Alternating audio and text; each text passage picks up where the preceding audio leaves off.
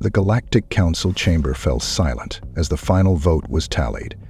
The massive crystalline dome, home to representatives of over 300 species, glittered under the light of 3 artificial suns. At the center of the chamber, the human delegation stood alone, surrounded by the hostile stares of 1,000 alien eyes. "The decision is final," announced High Counselor Exiled, his 6 eyes blinking in sequence.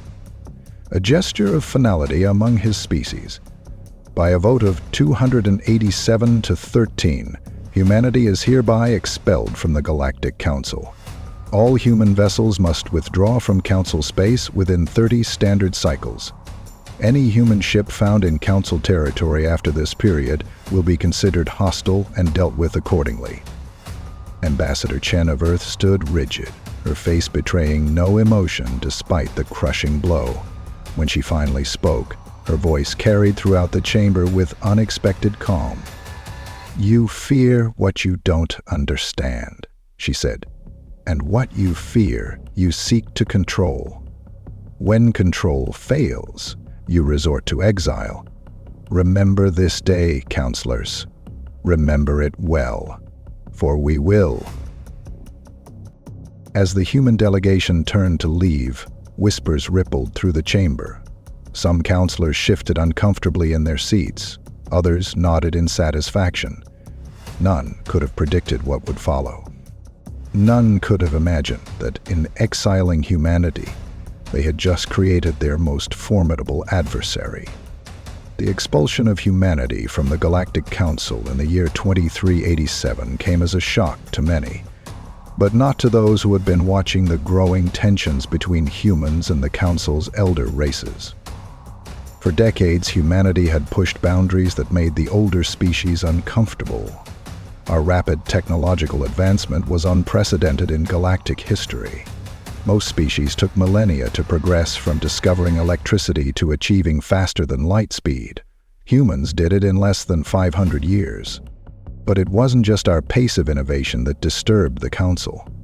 It was our unpredictability, our willingness to take risks, our stubborn refusal to accept limitations. The final straw came when human scientists began experimenting with dimensional phase technology, a field the Council had explicitly forbidden after the cataclysm of Deneb 4 3,000 years earlier, when a human research station successfully created a stable phase portal. The Council's patience ended. They called it a violation of the highest order. We called it progress. The Council's decision was swift and brutal. All human colonies within Council space were to be evacuated. All trade agreements nullified. All diplomatic ties severed. Humanity was to retreat to its home system and a small cluster of nearby colonies. Less than 20 worlds in total. The exodus was painful. Millions of humans were forced to abandon homes they had built over generations. Businesses collapsed. Families were separated. The economic impact was devastating. But something unexpected happened during those 30 cycles of withdrawal. As ships returned to Earth carrying displaced colonists, as human diplomats were recalled from 100 worlds, a quiet determination took hold. In the Council chambers, High Counselor Exiled addressed the remaining members with satisfaction. "The humans have complied with our directive. Their ships have withdrawn from Council space. The threat has been contained." Counselor Vreen of the Terran Collective was less certain. "We have not contained them," she warned. "We have concentrated them. And history teaches that concentrated humanity is dangerous humanity." Her words would prove prophetic.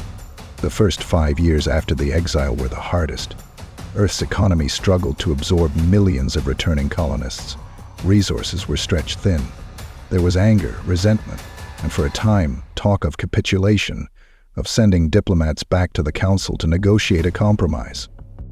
But that changed when Dr. Eliana Reyes, addressing the United Earth Parliament, delivered what would become known as the Phoenix Declaration. "They have given us a gift," she said, "the gift of focus. No longer must we spread our resources across 100 worlds. No longer must we conform to their limitations. They have pushed us into a corner, and now we will show them what cornered humans can do.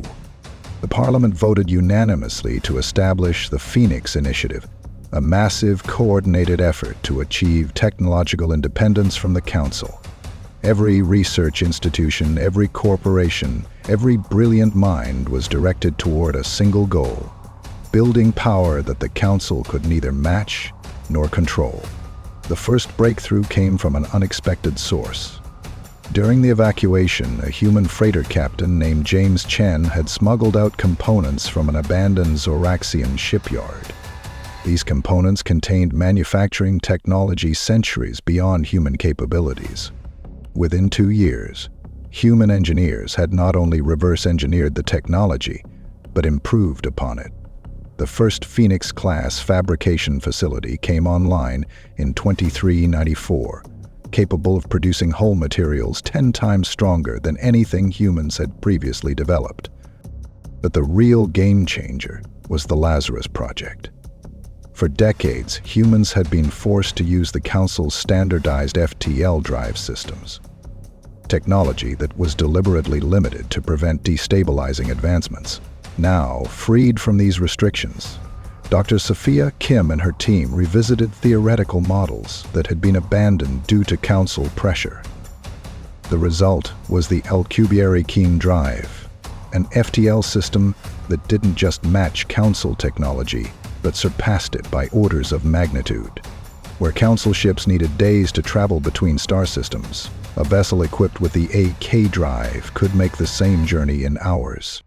When the first test vessel, the UES Defiance, completed a round trip from Earth to Alpha Centauri in less than a day, celebrations erupted across human space. But in the secure chambers of the Phoenix Initiative, the mood was more determined than jubilant. "This is just the beginning," Dr. Kim told the assembled leaders. "They think they've confined us to a cage. We're going to build wings." And build they did. The next decade saw an explosion of innovation unlike anything in human history.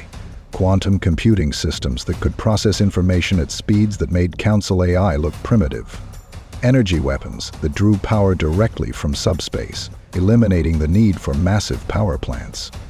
Defense shields that adapted to attacks in real time, growing stronger with each hit. By 2405, just 18 years after the Exile, the first vessels of what would become known as the Phoenix Armada were taking shape in the shipyards of Mars, Europa, and Titan. These weren't the utilitarian, standardized designs that had characterized human ships during the Council era. These were something new. Sleek, aggressive vessels that incorporated everything humans had learned and everything they had created. The flagship, the UES Phoenix Rising, was unveiled on the 20th anniversary of the Exile. At 15 kilometers in length, it was larger than any warship in the known galaxy. Its hull gleamed with a material that seemed to drink in light rather than reflect it. Its weapon systems were unlike anything seen before. Not just powerful, but innovative in ways that would confound conventional defenses. As the Phoenix Rising moved into position above Earth, Admiral Helena Chen, daughter of the ambassador who had stood before the Council 2 decades earlier, addressed the combined fleet for the first time. "They cast us out because they feared what we might become," she said. They were right to be afraid. The Phoenix Armada wasn't just powerful, it was revolutionary. Every aspect of its design reflected humanity's unique approach to warfare and technology. Most Council species built their military doctrine around standardization and overwhelming force. Their ships were essentially identical, differing only in size and armament. Their tactics relied on numerical superiority and coordinated attacks. The Phoenix Armada took the opposite approach. Each vessel class was unique, designed to fulfill specific roles while complementing the capabilities of other ships. The massive Titan-class dreadnoughts served as the fleet's backbone, carrying enough firepower to level a small moon. The nimble Harpy-class strike cruisers could outmaneuver anything in Council space. The enigmatic Shadow-class vessels could phase partially out of normal space, becoming nearly invisible to conventional sensors. But it was the weapons systems that truly set the Armada apart. Council military technology had stagnated for millennia, with most advancements being incremental improvements rather than revolutionary changes. The Phoenix Armada's weapons were something else entirely. The Quantum Cascade Cannon, mounted on the Phoenix Rising and other Titan-class vessels, didn't just damage its targets, it disrupted the quantum structure of matter itself, causing ships to literally fall apart at the subatomic level. The first time it was tested against an asteroid, observers reported that the massive rock didn't explode so much as unravel.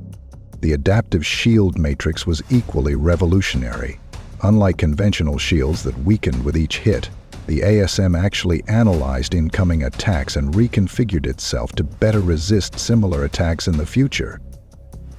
The longer a battle lasted, the stronger the shields became. Perhaps most disturbing to conventional military thinking was the NEST system, Networked Emergent Swarm Tactics. Each ship in the Armada contained thousands of drone units that could be deployed in combat. These drones didn't follow pre-programmed instructions, but instead operated as a collective intelligence, adapting their behavior in real time based on battlefield conditions.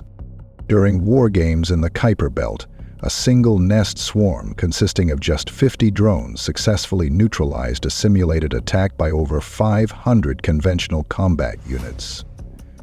The drones didn't just coordinate their actions, they evolved their tactics during the engagement, developing entirely new maneuvers that their human creators hadn't anticipated. As impressive as the technology was, it was the human element that truly made the Armada formidable. Council military doctrine emphasized rigid hierarchy and strict adherence to established protocols. Human commanders were trained to think differently, to improvise, to take calculated risks, to exploit unexpected opportunities. Admiral Chen's command philosophy was summed up in what became known as the Phoenix Doctrine. Conventional warfare is about forcing your enemy to respond to your actions. Adaptive warfare is about making your enemy's responses irrelevant.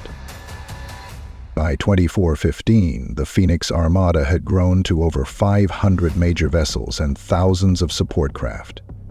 Training exercises became increasingly complex, with simulated enemies programmed to fight using council tactics and technology. Time and again, the Armada demonstrated its ability to overcome superior numbers through superior innovation and adaptability. But for all its power, the Armada remained hidden from Council eyes.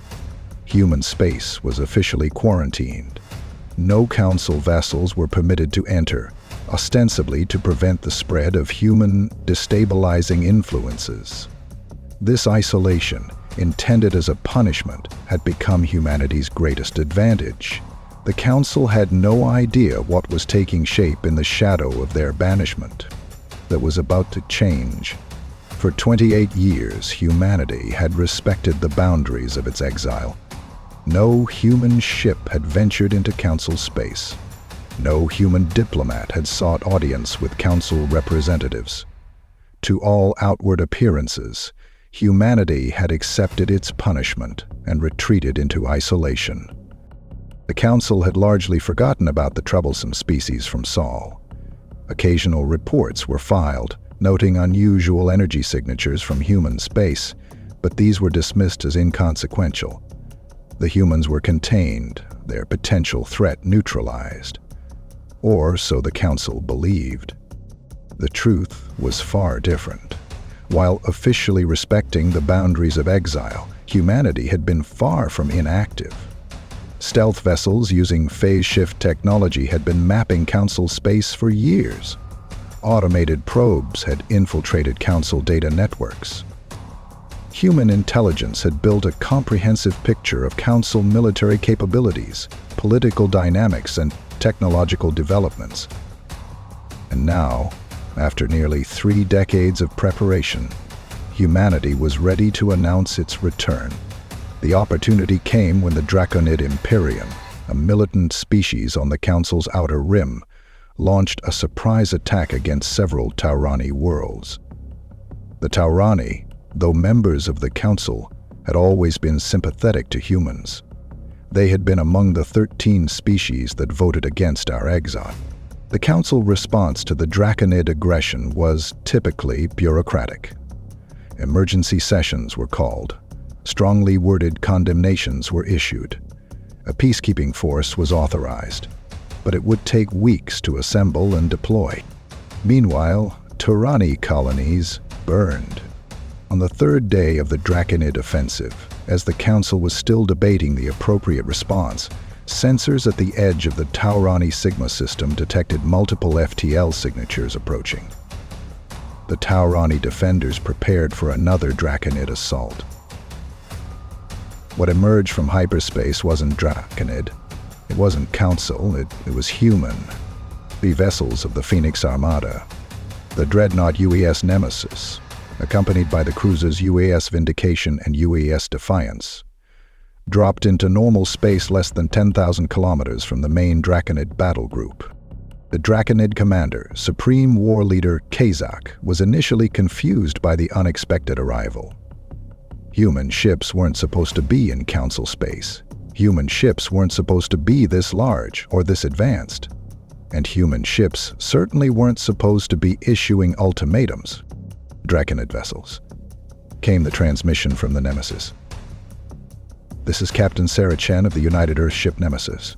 You are engaged in unprovoked aggression against a sovereign species. Withdraw immediately or be destroyed. Kazak, a veteran of a dozen campaigns, was more amused than concerned. His battle group consisted of 37 warships, including 5 heavy cruisers. These 3 intruders, human or otherwise, posed no threat. Unknown vessels, he responded. This conflict is sanctioned by Draconid law and does not concern you. Depart immediately or suffer the consequences. The response from the Nemesis was brief. So be it. What happened next would be studied in military academies across the galaxy for centuries to come. The Nemesis didn't open fire immediately. Instead, it launched what appeared to be a cloud of small objects, thousands of them, spreading outward in all directions. The Draconid sensors classified them as debris or possibly mines. They were neither. They were nest drones. As the drones approached the Draconid formation, they began to emit a complex pattern of energy signatures that confused Draconid targeting systems. Some drones projected false ship signatures. Others created localized interference fields. Still others attached themselves to Draconid hulls and began transmitting contradictory commands to ship systems. In the confusion, the 3 human vessels accelerated to attack speed. The Vindication and Defiance targeted the Draconid support ships, their phase cannons slicing through Draconid shields as if they weren't there. The Nemesis headed straight for Chak's flagship. Kazak ordered all ships to concentrate fire on the human dreadnought.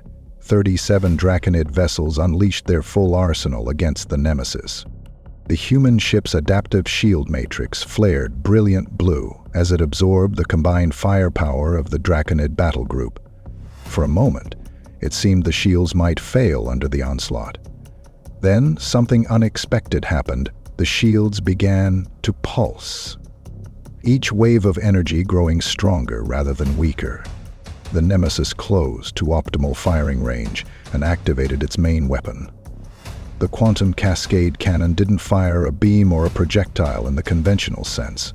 Instead, it created a tunnel of distorted space-time that connected the cannon directly to its target, bypassing the intervening distance, and any defensive measures in between. Zex's flagship didn't explode. It didn't break apart. It simply unraveled, its matter dispersing into constituent particles as the quantum forces holding it together were systematically disrupted.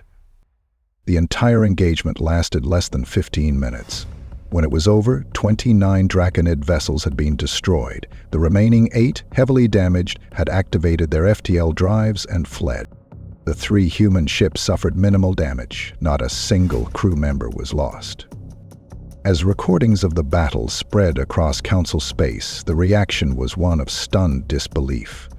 The humans, those primitive upstarts who had been exiled in disgrace less than 3 decades ago, had just decimated a Draconid battle group that would have given the Council's own fleet a serious challenge. And they had done it with just 3 ships. The Council chamber was in chaos. Representatives shouted over one another, demanding explanations, proposing emergency measures, calling for immediate military action against the human interlopers. High Counselor Exiled, now in the twilight of his career, struggled to maintain order. "The humans have violated the terms of their exile," bellowed the Draconid representative, his scales flushed crimson with rage. "They must be punished." "They intervened to stop your illegal aggression," countered the Taurani delegate.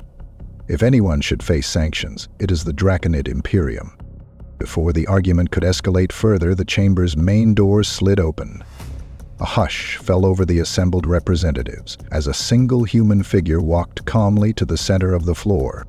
It was Ambassador Chen, the same woman who had stood in that spot 28 years earlier to hear humanity's sentence of exile. She looked older now, her hair streaked with gray, but her posture was as straight and her gaze as steady as they had been on that fateful day. "Honorable representatives of the Galactic Council," she began, her voice carrying easily through the silent chamber. "I come before you not to apologize, not to beg forgiveness, but to offer clarity about what has transpired and what will follow." She paused, her eyes sweeping across the assembled delegates. 28 years ago, you cast humanity out because you feared our potential. You believed that by isolating us, you would limit our growth and protect your established order. That was your first mistake. Murmurs rippled through the chamber, but no one interrupted. Your second mistake was assuming that we would remain isolated simply because you commanded it. The Phoenix Armada has been monitoring Council space for years. We have watched as you ignored aggression, tolerated injustice, and failed to protect the very members you claim to represent. The Draconid representative rose to his feet. "This is outrageous. You admit to violating the terms of your exile?" Ambassador Chen turned to face him directly. "The terms of our exile were imposed, not agreed to. We observed them as long as it suited our purposes. When the Draconid Imperium attacked our former allies, we chose to intervene. And we will continue to intervene wherever we see fit." High Counselor Exiled finally found his voice. "You cannot simply ignore Council authority. We have the combined might of 300 species at our command. If you force us to respond militarily, you will lose." Chen interrupted, her voice calm but firm. "The 3 vessels that defeated the Draconid battle group represent less than 1% of the Phoenix Armada's strength. We have technologies you cannot counter, tactics you cannot anticipate, and a resolve you cannot match." She reached into her pocket and withdrew a small device, which she placed on the floor. It projected a holographic display showing the full extent of the Phoenix Armada. Hundreds of ships of various classes, each more advanced than anything the Council possessed. "This is not a threat," Chen continued. "It is simply reality. The old order, where the Council dictated and others obeyed, is over. A new arrangement must be established. One based on mutual respect rather than dominance and submission." The chamber fell silent as the representatives absorbed the implications of her words. It was Counselor Vreen of the Taurani who finally spoke. "What exactly are you proposing, Ambassador Chen?" Chen smiled slightly. "A new compact. Humanity will not seek to join the Council again. That chapter is closed. Instead, we propose the formation of a new alliance, the Terran Concordat. Any species that wishes to join will be welcome, regardless of their technological development or military strength. All members will have equal standing and equal protection. And those who do not join," asked Exiled, "will be free to maintain their allegiance to the Council," Chen replied. "We do not seek conquest or domination. But know this: any act of aggression against a Concordat member will be met with immediate and decisive response. The implications were clear. The Council's monopoly on interstellar power was broken. For the first time in thousands of years, there would be a competing power block in the galaxy, one with superior technology and a fundamentally different approach to governance. "You would split the galaxy in two," Zack's troll said, his voice heavy with the weight of history. "No," Chang corrected. "We would offer choice where before there was none. Freedom where before there was only compliance. Protection where before there was only politics." She turned to address the entire chamber once more. "Representatives of the Galactic Council, 28 years ago you made a decision based on fear. Today I invite you to make a different choice, one based on wisdom and foresight. The Phoenix Armada exists. The Terran Concordat will be established. These are facts that cannot be changed. What remains to be determined is whether we move forward as adversaries or as peaceful neighbors." With that, Ambassador Chen bowed slightly and turned to leave. As she reached the chamber doors, she paused and looked back. "You have one standard month to consider your response. Choose wisely." In the weeks that followed, the galaxy experienced a political upheaval unlike any in recorded history. 13 species, the same 13 that had voted against humanity's exile, immediately announced their intention to join the Terran Concordat. Dozens more began internal debates about whether to maintain their council membership or seek the protection of this new alliance. The council itself was divided. The elder races, those that had dominated galactic politics for millennia, advocated for a hard line against the human challenge. Younger species, particularly those that had chafed under council restrictions, argued for accommodation and possibly reform. Meanwhile, the Phoenix Armada began establishing bases throughout former human territory, creating a network of fortified positions that would serve as the backbone of the Concordat's defense. Human diplomatic teams traveled to worlds across the galaxy, explaining the principles of the new alliance and inviting participation. On the 30th day after Ambassador Chen's appearance before the Council, representatives from 47 species gathered on Earth for the formal establishment of the Terran Concordat. The signing ceremony took place in a massive transparent dome overlooking the Pacific Ocean, a deliberate contrast to the enclosed, artificial environment of the Council chamber. As Admiral Helena Chen watched the proceedings from her command post aboard the Phoenix Rising, she received a priority communication from the Council. High Counselor Zextrol had finally issued the official response to humanity's challenge. The Council would not oppose the formation of the Terran Concordat. It would not attempt military action against human forces. It would recognize the sovereignty of any species that chose to leave the Council and join the new alliance. In return, humanity agreed to a non-aggression pact and the establishment of neutral zones between Council and Concordat space. Trade would be permitted, cultural exchanges would be encouraged. The galaxy would not be divided by war. As Admiral Chen read the terms, a small smile played across her lips. She opened a channel to her mother, who was attending the signing ceremony on Earth. "They've accepted reality," she said. "The Council has agreed to our terms." Ambassador Chen nodded, unsurprised. "They had no choice. We gave them no alternative but peace." "Was that always the plan?" her daughter asked. "To force them into peace rather than war?" "Of course," the ambassador replied. "We built the Armada not to destroy the Council, but to ensure they could never destroy us. Not to conquer, but to prevent conquest. That has always been humanity's greatest strength. We don't just survive adversity, we transform it into opportunity." As the signing ceremony concluded, representatives from 47 worlds raised their hands in unity. The Terran Concordat was born, not through conquest or coercion, but through the power of an idea.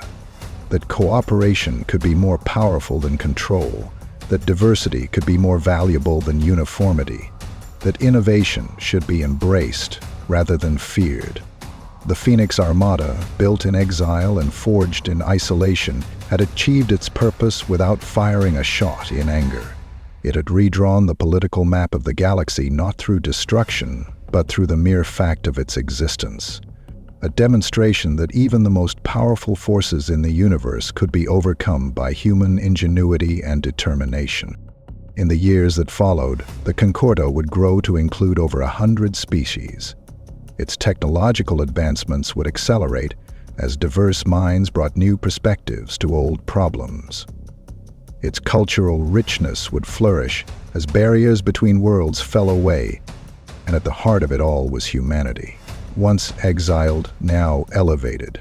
Once feared, now admired. Once contained, now unleashed to fulfill its true potential among the stars. The Council had sought to limit humanity by casting it out. Instead, they had set it free.